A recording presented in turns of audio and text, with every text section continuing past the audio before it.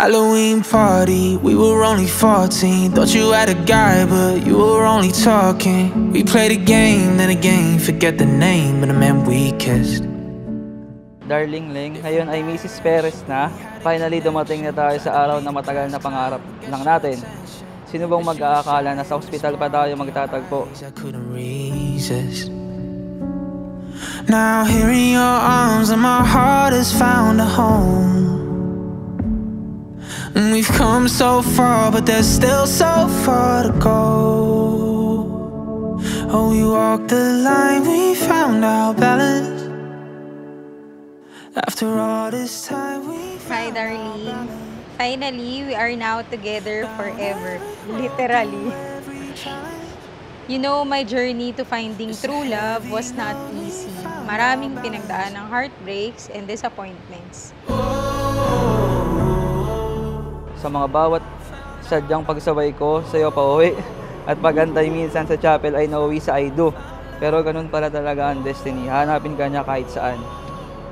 Now, napagtanto ko kahit na sobrang tigas ng ulo ko, favorite pa rin pala ako ni Lord. Binigay niya kasi yung tamang dragon. Este babae para sa akin. Life got crazy, people changing. Last 6 months I've been so damn anxious. But through the nonsense, you've been the constant that I need. You're doing your thing, I'm doing mine. But if ever there's a short thing, I'll see you tonight. I know it's tough, but our love is enough. Like we're still 14. And now we're oceans apart, but my heart still has a home. You are God's sacrament. In the sacrament, your love should reflect the love of God to the world, to your relatives and friends, to everybody. Kaya kayo ay gusto ng Panginoon, you are the light of the world. Let your relationship glow so that people see not only you, but the presence, the power, the life of God in you. Found our balance. Found our balance. Wow! Found our balance.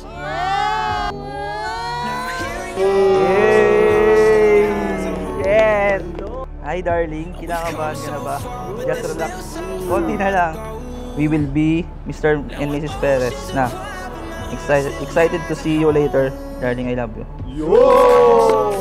Kaya mo thank you darling sa gift. I love you. See you later sa church. I thought di na darating itong araw na to.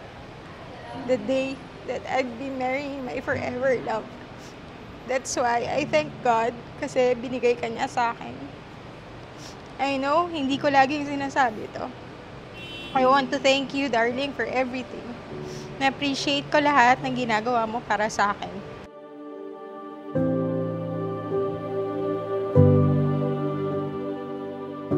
You are here today to seal your love with an eternal bond before the church, and I assure you of the prayers of our community that God may pour His abundant blessing on your love and help you carry out the duties of the married state.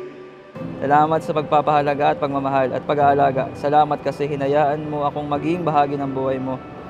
Throughout all these years, hanggang ngayon, you've been my constant. Ikaw yung home ko, yung favorite person ko, at ngayon, ikaw ang forever ko.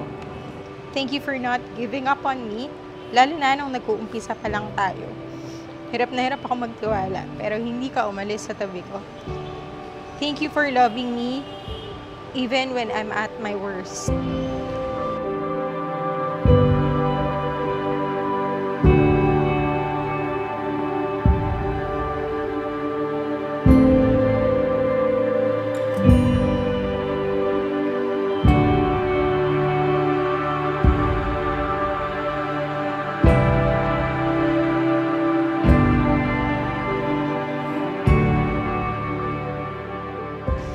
I'll always be here, taking care of you and our family, supporting you and loving you forever.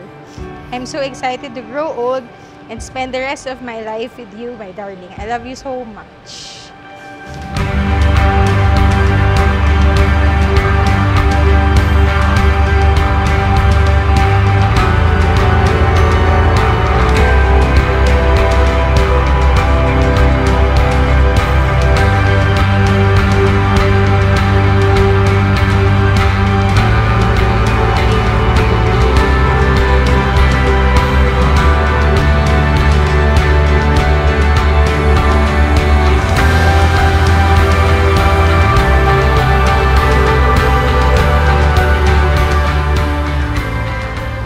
pangako ko sa iyo na mamahalin kita at ang pamilya at ang magiging anak natin. Leng, salamat for loving me the way you do. Salamat sa pagtanggap sa lahat ng sides ko at sa mga kulang sa akin. Kaya pangako, ibibigay ko sa iyo ang buhay na deserve mo. Kaya ito ako ngayon, standing in front of you, promising that for the rest of our lives, I'll hold your hand through every high and low.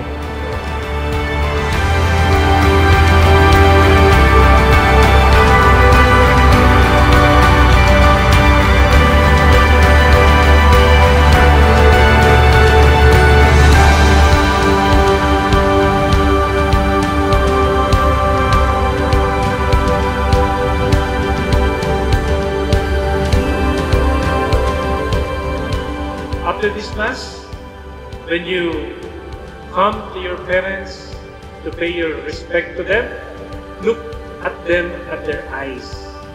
Tell them, huwag po kayong mag-alala. Lalampasan pa namin ang pagmamahal na binigay ninyo sa inyong anak. Thank you for showing me what true love is. I know our relationship's not perfect. We have our ups and downs. There will be times na susubukin tayo ng panahon. But I promise you that I will never leave your side no matter how hard it gets. Every louder and tear, I'll be your partner and your best friend that will give you the love you deserve. Mahal na mahal kita palagi, Leng. I love you. Let the world see that God is alive, na merong forever dahil sa inyong pag-ibig at katapatan sa isa't isa.